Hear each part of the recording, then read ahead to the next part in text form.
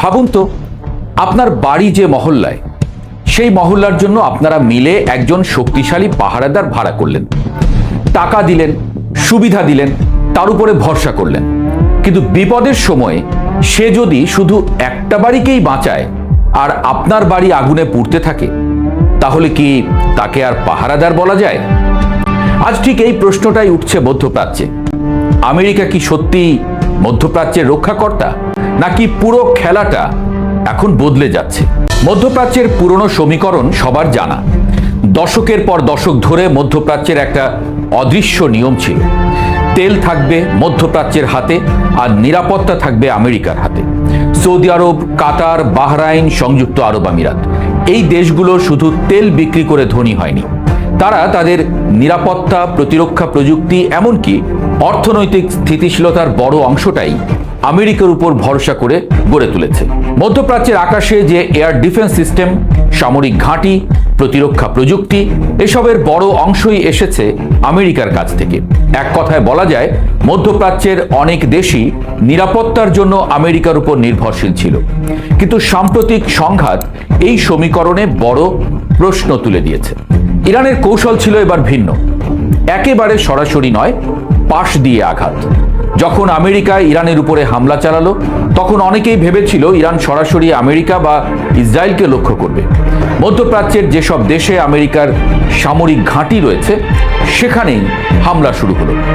Iraq, Bahrain, কাতার, এমনকি Saudi আরবের তেল স্থাপনাও টার্গেট হলো। অর্থাৎ ইরান যেন একটা বার্তা দিল, তোমরা যদি আমেরিকার মিত্র হও, তবে যুদ্ধের আগুন তোমাদের কাছেও পৌঁছবে। এটা ছিল সরাসরি যুদ্ধ নয়, এটা ছিল ভূরাজনৈতিক চাপ। মাত্র 24 ঘন্টায় ভেঙে গেল নিরাপত্তার জাল। মধ্যপ্রাচ্যের ধনী দেশগুলো অনেকদিন ধরে নিজেদের নতুনভাবে তুলে ধরার চেষ্টা করছিল, বিশেষ করে সংযুক্ত আরব আমিরাত। দুবাইকে তারা বানিয়েছে এক ধরনের গ্লোবাল বিজনেস হাব। বিশ্বের ধনীরা সেখানে বিনিয়োগ করছে, বড় বড় কোম্পানি সেখানে অফিস খুলেছে, বিলাসবহুল হোটেল, রিয়েল এস্টেট, পর্যটন, সবকিছু মিলিয়ে দুবাই যেন মধ্যপ্রাচ্যের নতুন অর্থনৈতিক রাজধানী। কিন্তু যুদ্ধের উত্তেজনা মাত্র 24 ঘন্টার মধ্যেই এক নতুন বাস্তবতা সামনে এনে দিল। যদি যুদ্ধ ছড়িয়ে পড়ে, তাহলে এই পুরো অর্থনৈতিক মডেলটাই বিপদে পড়তে পারে। কারণ বিনিয়োগকারীরা সবকিছুর আগে যা চায় তা হলো নিরাপত্তা। আর যখন হামলার খবর আসে, তখন প্রথম যে প্রশ্নটা ওঠে, এই অঞ্চল কি সত্যিই নিরাপদ? আমেরিকা কেন অবহেলা করলো তাদের মিত্রদের? এখানেই সবচেয়ে বড় প্রশ্নটা উঠেছে। মধ্যপ্রাচ্যের অনেক দেশে আমেরিকার সামরিক ঘাঁটি আছে, উন্নত প্রতিরক্ষা ব্যবস্থা আছে, কিন্তু হামলার পরও বিভিন্ন অবকাঠামো ক্ষতিগ্রস্ত হয়েছে। সৌদি আরবের তেল স্থাপনা, বাহরাইনের অবকাঠামো, আরব আমিরাতের নিরাপত্তা পরিস্থিতি সবই চাপে পড়েছে। এতে অনেক বিশ্লেষক বলছেন, মধ্যপ্রাচ্যের দেশগুলো এখন বুঝতে শুরু করেছে যে তাদের নিরাপত্তা পুরোপুরি অন্য কারো হাতে তুলে দেওয়াটা কতটা ঝুঁকিপূর্ণ। আরেকটা বড় বিষয় আছে এখানে, অনেক আরব দেশ মনে করতে শুরু করেছে আমেরিকার মধ্যপ্রাচ্য নীতির কেন্দ্রবিন্দু হলো ইসরায়েল। যখনই বড় সংঘাত তৈরি হয়, আমেরিকার প্রথম অগ্রাধিকার থাকে ইসরায়েলকে রক্ষা করা। এর ফলে অন্য মিত্র দেশগুলো বুঝে নিচ্ছে, নেবার বেলায় আমেরিকা নিচ্ছে দুহাত ভরে, দেবার বেলায় কার্পণ্য। প্রায়োরিটি লিস্টে তারা দ্বিতীয়। এই ধারণা যদি আরো শক্তিশালী হয়, তাহলে বন্ধুত্বের ভেতরে একটা অবিশ্বাস তৈরি হতে পারে। ঠিক এখান থেকেই নতুন একটি প্রশ্ন উঠছে, মধ্যপ্রাচ্যের দেশগুলো কি এখন শুধু আমেরিকার উপর নির্ভর করবে, নাকি তারা বিকল্প শক্তির দিকে তাকাবে? বিশ্ব রাজনীতিতে এখন নতুন খেলোয়াড় এসেছে। চীন মধ্যপ্রাচ্যে কূটনৈতিকভাবে সক্রিয়, রাশিয়া জ্বালানি রাজনীতিতে বড় ভূমিকা রাখছে। এর পাশাপাশি সৌদি আরব ও সংযুক্ত আরব আমিরাত নিজেরাও আঞ্চলিক শক্তি হিসেবে দাঁড়ানোর চেষ্টা করছে। অর্থাৎ বিশ্বটা ধীরে ধীরে মাল্টিপোলার হয়ে যাচ্ছে।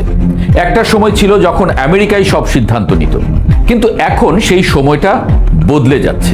সবচেয়ে বড় আশঙ্কা পানি।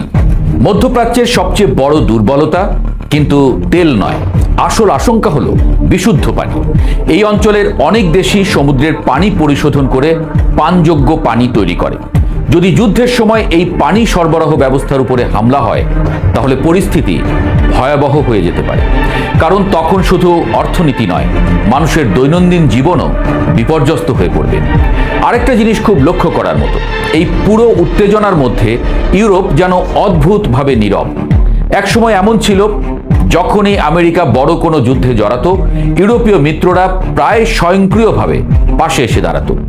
ন্যাটো এর ছাতার নিচে অনেকটা একসাথে চলতো তাদের নিরাপত্তা কৌশল। কিন্তু এখন দৃশ্যটা বদলে গেছে।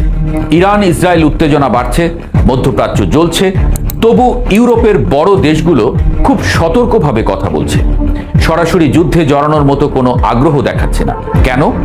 কারণ কয়েকটা বাস্তবতা এখন ইউরোপকে অনেক হিসাব করে চলতে বাধ্য করছে।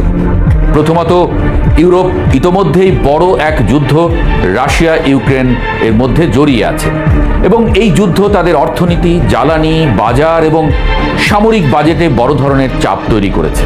নতুন আরেকটি সংঘাতে সরাসরি ঢুকে পড়ার ঝুঁকি তারা নিতে চায় না। দ্বিতীয়ত, ইউরোপের ভেতরেও এখন রাজনৈতিক মতভেদ অনেক বেশি। সব দেশ একই অবস্থানে নেই। কেউ কূটনৈতিক সমাধান চায়, কেউ আবার দূরত্ব বজায় রাখতে চায়। আর তৃতীয় কারণটা আরও গুরুত্বপূর্ণ। ইউরোপ ধীরে ধীরে বুঝতে পারছে আমেরিকার প্রতিটি সংঘাতে অন্ধভাবে জড়িয়ে পড়া তাদের জন্য সবসময় লাভজনক নয়। আর এই পরিবর্তনটাই বিশ্ব রাজনীতির নতুন এক বাস্তবতা দেখাচ্ছে, যেখানে পুরনো জোটগুলো আছে ঠিকই, কিন্তু তাদের ভেতরের সমীকরণ ধীরে ধীরে বদলে যাচ্ছে। সবকিছু মিলিয়ে আজ একটা বড় প্রশ্ন হয়ে দাঁড়িয়েছে, আমেরিকা কি এখনো মধ্যপ্রাচ্যের রক্ষাকর্তা, নাকি মধ্যপ্রাচ্য এমন এক নতুন যুগে প্রবেশ করছে যেখানে কোনো একক শক্তি পুরো অঞ্চল নিয়ন্ত্রণ করতে পারবে না? হয়তো সামনে আমরা একটি মধ্যপ্রাচ্য দেখতে যাচ্ছি যেখানে আমেরিকা থাকবে, চীন থাকবে, আর আঞ্চলিক শক্তিগুলোও নিজেদের ভূমিকা বাড়াবে। অর্থাৎ খেলাটা আর একপাক্ষিক থাকবে না। আর এই পরিবর্তনের শুরুটা হয়তো আমরা এখনই দেখছি।